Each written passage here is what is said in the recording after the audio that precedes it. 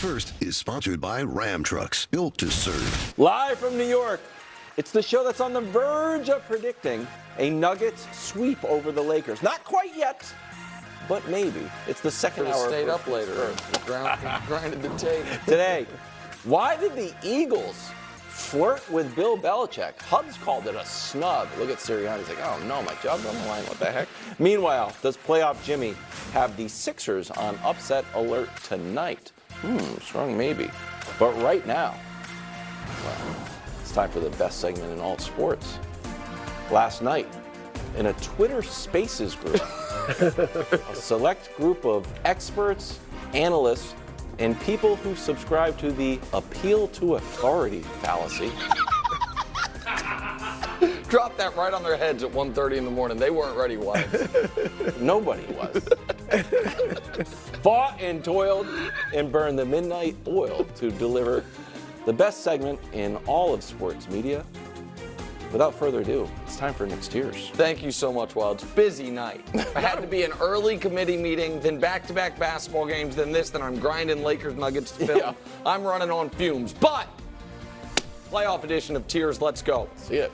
Limping to the finish line. Oh, first off the Tears, pardon me. See, I'm out of it. It's eliminated, see, the new one is the Warriors. And then, of course, soon to be eliminated, sorry, but Hawks, Bulls. One will be tonight, the other will be on Friday. Now, bottom of the Tears, limping to the finish. I sat down. That's one of the best. It was said on the broadcast, and I agree with it. I think it's the best win for that franchise since C. Webb's heyday. I really do. Because of what it meant to eliminate the Warriors. They don't have a lot of great moments other than that in last year's Warriors series. Have they won a series since? No. Yeah, and last year's Warriors series, they won, obviously, you could say Game 6 in Golden State, but I think it was. But they missed Malik Monk. I think they can win on Friday, but then OKC's going to wax them. And obviously the Pelicans, Ingram's not right, Zion now out, so limp to the finish line. Got to win a round. So this one's tricky. So the Knicks, to their credit, fought for the 2 seed. But as, I think wise people say, be careful what you wish for. It might not work out. The Pacers get their arch rival, still fighting over the basketball, injured Milwaukee Bucks. And then the Cavs threw a game because they wanted Orlando. So the Cavs better win, and Orlando better be angry that they did it, so they got them. So I don't know if any of these teams, except for Cavs or Orlando, are going to win a round, but you got to feel like you've got to. Bad matchup, bad luck. So the bad matchup for Milwaukee is the Pacers, particularly without Giannis, but they have not been able to guard them all year. For the Clippers, I understand they won the previous 2 series against Luka, but Luka was phenomenal at age 20 and 21 in those series. Now he has Kyrie alongside. The bad luck is obvious. The best player on both of these teams, we don't know when he's going to be available. The Giannis's injury, at least there's some reporting on. Kawhi's injury, the only reporting has come from across the table and across the country. And it wasn't good. So bad matchup, bad luck. Can't be dismissed. So this is Minnesota and Miami. I would like to see, and I believe Anthony Edwards is going to be a playoff performer. There will be a playoff Edwards, similar to playoff Jimmy, where his game goes up a level. He strikes me as that type of player. And you can't dismiss what the Timberwolves did this regular season, alive for the 1 seed going into the final 2 games of the year despite Karl-Anthony Towns going down. And you can't dismiss what the Miami Heat have done over the last 5 years. So while I'm not a full-blown believer in either one of these teams this season, you cannot dismiss them. Wildly disrespected. I have heard this team called, as of yesterday, quote, the worst 1 seed in NBA history. Wow. We have heard multiple people advocate that teams should get in a do-or-die game just to have the pleasure of facing them.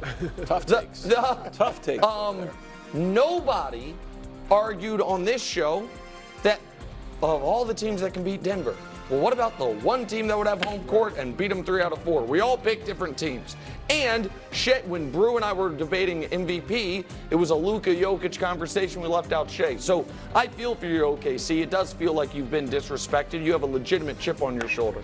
Next, quietly lurking. So Phoenix and Philly. Phoenix loves this matchup.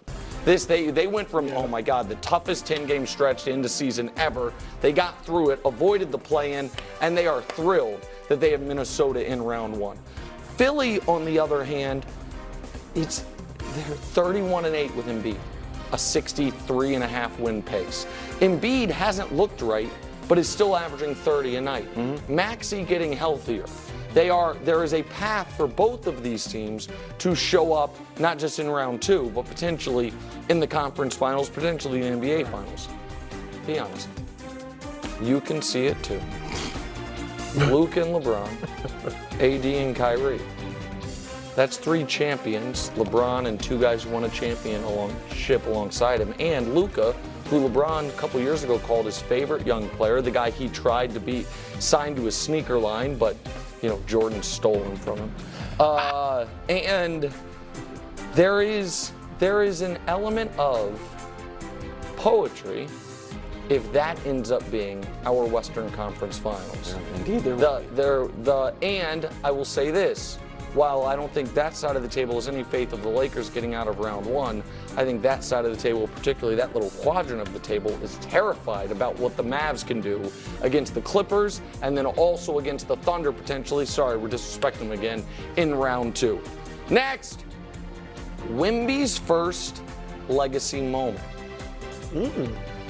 Did he alter the path for the defending champs in a way that Jokic's not legacy takes a hit, but goes down a different path? Were those 17 straight points that prevented the Nuggets from being the 1 seed in game 81?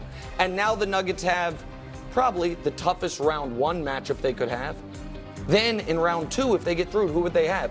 Minnesota, who played them tough last year, or Phoenix, who played them tough in the regular season this year, beat them twice after the All-Star break and in the playoffs last year, only to have the opportunity to get to a Western Conference Finals potentially exhausted.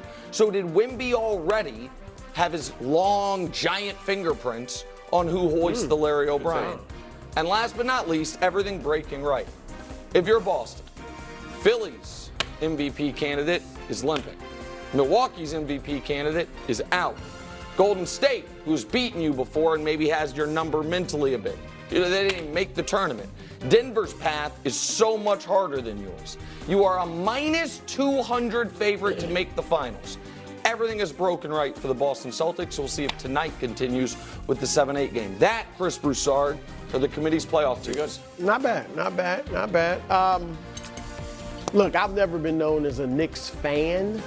Me? Me. No. I've never been known as a Knicks fan. Never mind. Go ahead. Go ahead. Knicks fan or a Knicks fan. Yeah. But when I see blatant disrespect, I gotta speak up. We gotta give the Knicks a little respect. Yeah.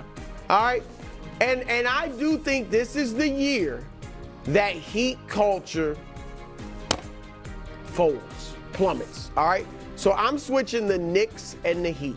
That's fair. All right? The Knicks, we all know what Jalen Brunson has done. You would even have him on your MVP ballot. Yes. And he's got a little, I'm not going to call him Jimmy Buckets, right? But he's been a playoff performer. I don't see him folding at all. I don't either. And Julius Randle, he's out, but he has not been good in the playoffs. That's true. Nick, with OG Anunoby, I don't know why. All right, I know he's a very nice defender and all that. How in the world he has had such an impact is beyond me, but he has. They are 20-3 when OG Anunoby plays. And look at the list of victims. Minnesota, Denver, Miami, Sacramento, Milwaukee, Boston. I mean, when OG's there, they ball out. All right? They're one of only 4 teams. Thank you, Ramsey, our resident Knicks fan, for this one. One of only 4 teams in the top 10 in offensive and defensive rating. The other 3 pretty good. Denver, OKC, and Boston. And the East, as you said, Philly, I mean, I hate to say it because we hope it doesn't happen. Joel Embiid's a bump away from being either out or 60% of himself. I mean, and then Milwaukee, we know that's a mess. So I got to give the Knicks a little respect and move them on. You make a great point, and I don't want to anger Ramsey, one of my favorite teammates on the show. But I have a quick question for you. If we're here tomorrow and Philly is 1 tonight, and we do our picks for Knicks Sixers. Tough spot. Who you got?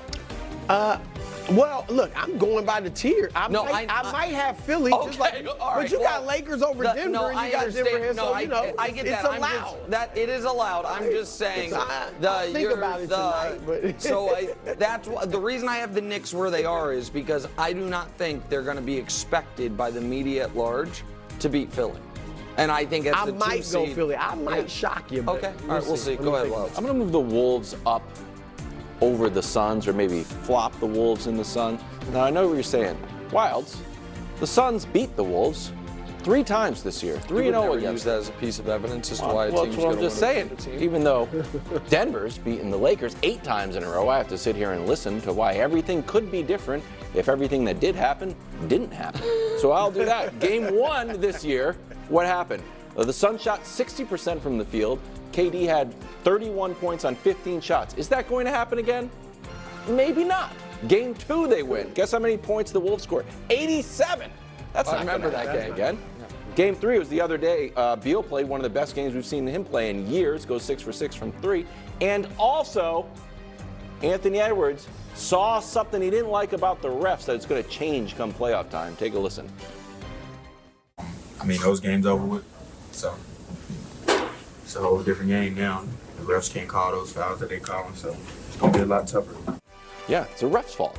So there you go. Anthony Edwards is going to play better because the refs aren't going to. Playoff refs don't call anything. That was holding his game back. Well, I don't know how much that's going to help one team versus the other, but your original points, which were a few aberrant things happened, which doesn't undercut that the rightful team won those games, but you don't know if it necessarily is predictive to who's going to win the next games.